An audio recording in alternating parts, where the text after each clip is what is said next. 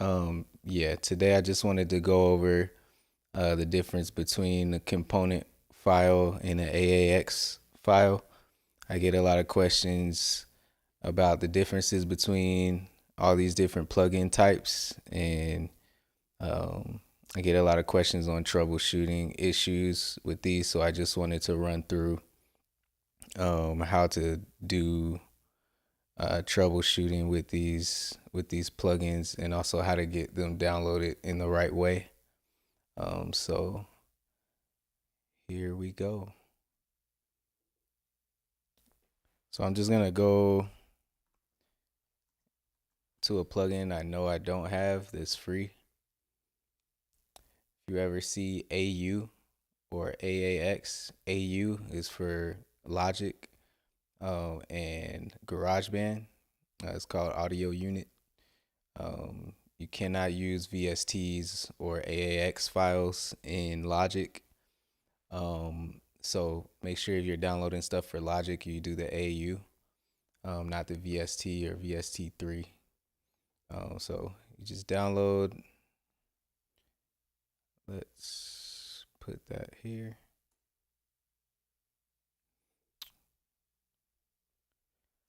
Cool. So sometimes you'll have an installer that just installs everything for you. But a lot of times, especially with third party plugins, you're not going to get that clean installation. You're just going to have to actually put the plugins in the plugins folder. Um, and this is for you guys who are downloading a lot of third party plugins. Sometimes sometimes the download will come with a components file for Logic in an AAX folder for Pro Tools, um, and it'll send you directly to those folders.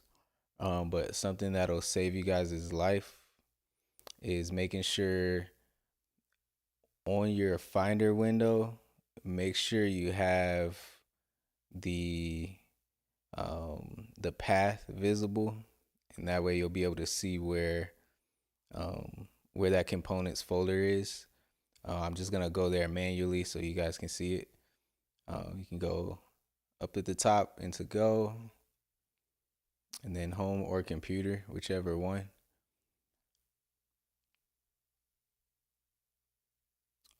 Actually, go into Computer. Yep, Macintosh hard drive, and then Library. And then you're gonna go into Apple, or sorry, Audio, plugins, and then you'll see everything uh, in your system in the Macintosh system. So you'll have your components folder, a couple other folders. You don't need those. You may need the VST folder just for things like OBS. OBS uses VSTs. Some standalone plugins use VSTs on Mac. I know Fruity Loops. I think Fruity Loops FL Studio uses VSTs. So if you ever get to this point where you're needing to download plugins and it's not very straightforward, what you're gonna have to do is navigate to that components folder.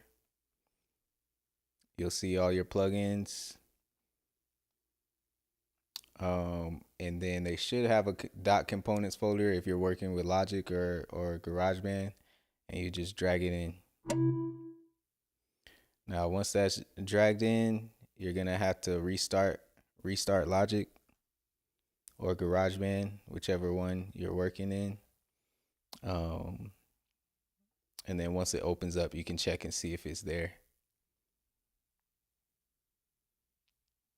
So we'll just wait till that opens up. Cool. And then should be able to go to your audio effects, audio units, and you can see your plugin there. So say that doesn't work.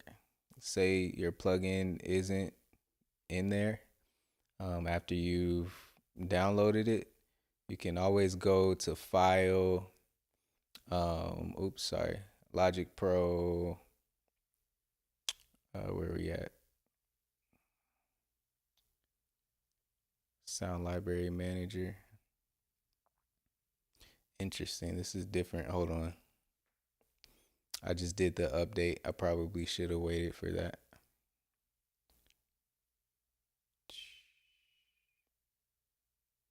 No, okay, cool. It's under settings and then plugin manager. So this is where all your Logic plugins are at.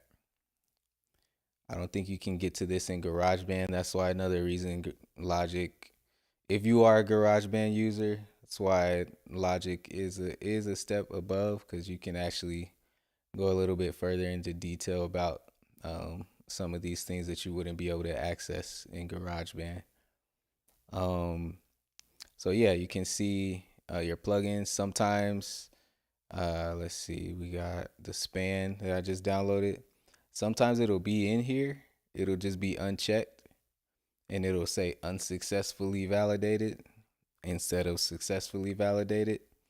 So what you could do in that case is just click the plugin, reset and rescan selection. And usually when you reset and rescan the plugin, it'll validate properly. There's probably just a hang up in the validation process. So click that, hit done, exit out of Logic. It's always best to restart your computer fully, just to make sure. But it should still pop up if you just close Logic and open it back up. So troubleshooting for components, that's pretty much the way to go. There are some other issues, but I had to figure out how to recreate those issues to be able to show them to you guys. But let me know if you guys have issues or problems with plugins, and I can do a specific video on that. Okay, yeah, Pro Tools, AAX files. The biggest difference between AAX and .component is just which application is using the file. So I like to think of it as the difference between a PDF file and a Word doc or a Excel doc. It's just different applications use different files. So AAX is going to be strictly for Pro Tools. And like I said, it's usually one of two things when you download plugins. Is it'll download everything for you and put the plugin in the right folder. Or two, you'll get something like this where you have to do it all manually. So this one has a shortcut to the plugins folder for Pro Tools. As you can see, there's tons of plugins in here. So what you're gonna do is have that window open at the same time as the plugin window. The plugin that you're trying to drag in there. Select your plugin and just drag it in. Sometimes you might have to put a password in or something like that, but my settings are not set up that way. So once you drag it in, you should be good to open up Pro Tools or wherever you're working and find it. So one big thing for anybody who's working on Pro Tools a lot and you download a lot of plugins and get a lot of free trials. So those free trials always end up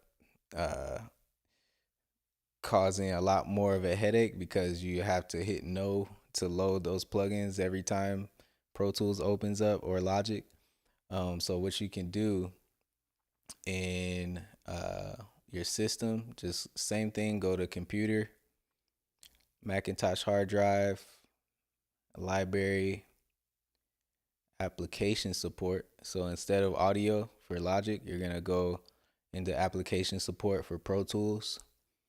And then you're gonna hit Avid, and then under the audio folder, you'll see plugins. So these are all the plugins that are being used, and then you'll see an unused folder. Excuse me.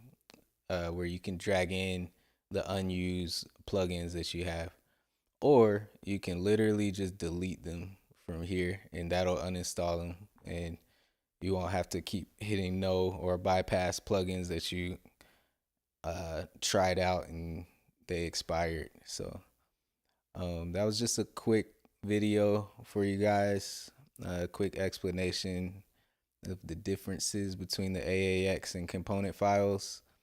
If you want to hear more about VSTs, let me know. But usually VSTs are just either standalone plugins or they work in different DAWs, um, or different applications that use audio, like OBS. So yeah, that's all I got for you guys. And yeah, let me know if you have any more questions and I can answer them. All right.